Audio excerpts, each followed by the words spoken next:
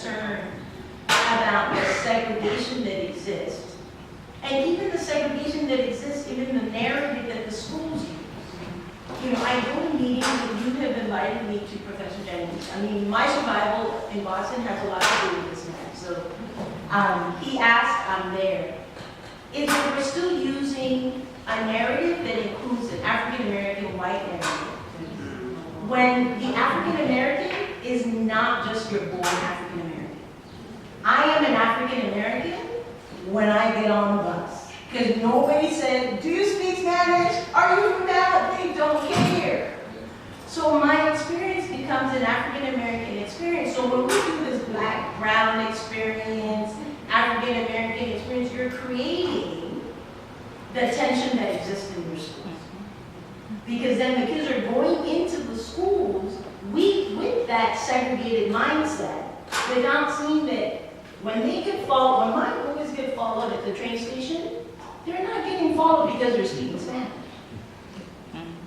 They're just getting followed because they're young men of color, period. And they have no understanding of that unless they're having a conversation in the space that they do with us, because other than that, they're told, the Latino students are over there. You go into Boston Public Schools and their lunchroom is an example of why you have the problems you have. Latino students are over here, Caribbean students over there. My young girls struggle that are Afro-Hondurans, Afro-Panamanians, Afro-Nicaraguans, because they don't want them at the black table and they don't want them at the Latino table. But the segregation itself exists in the lunchroom. Yeah, I want to jump in on a couple of points. One, if they don't know they're black, they will find out pretty soon. Very good. That's one thing you don't have to worry about. One of the issues for me, though, is to really question what it means to have a quality education.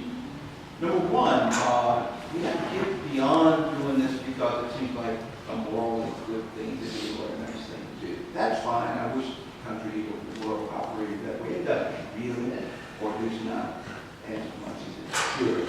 But, you know, I don't think anybody would say that a kid from the age of 2 or 3, frankly, should become computer literate.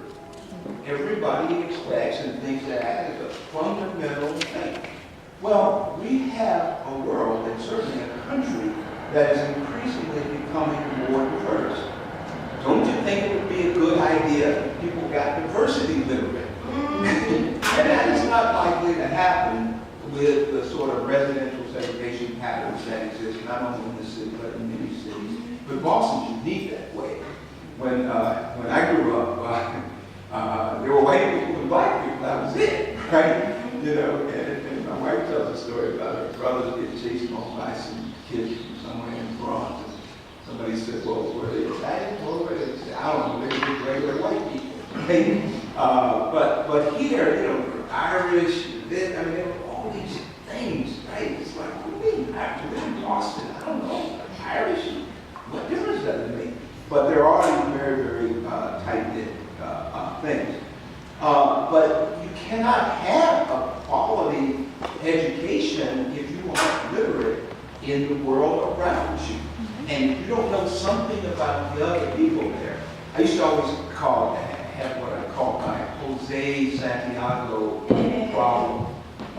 And that is, there was a time when they were having trouble with a particular launch of one of the Mercury rockets or something. There was some fuel or something.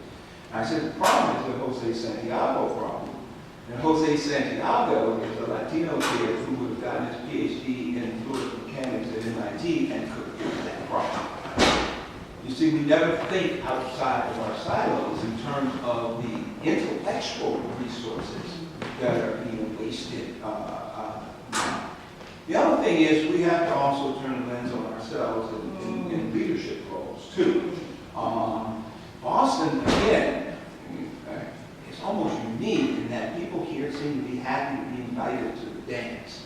And, you know, this board or that board or whatever. And I certainly get invited to a bunch of them, not usually the paying ones, but I get invited to a bunch. But the fact is, you know, having a diverse board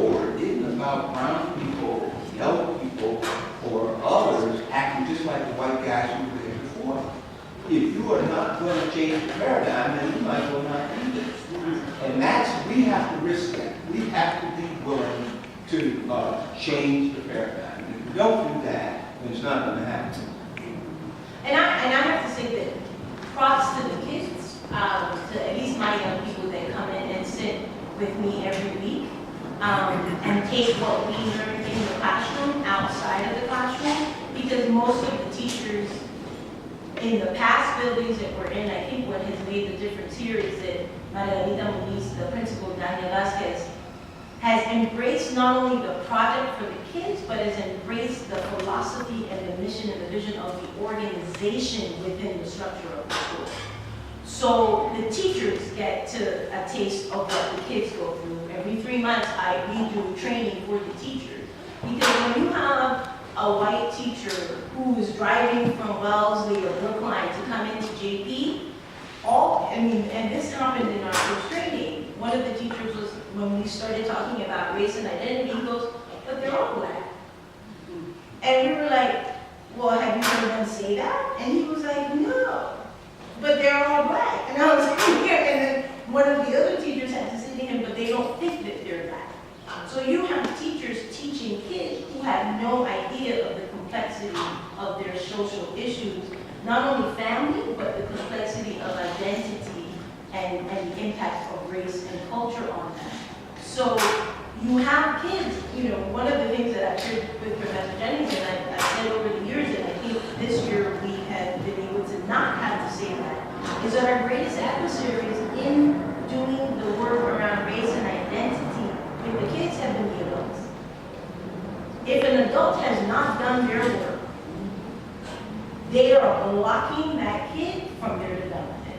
If an adult has a very strong stereotype about Latino kids, you're going to have a hard time teaching them.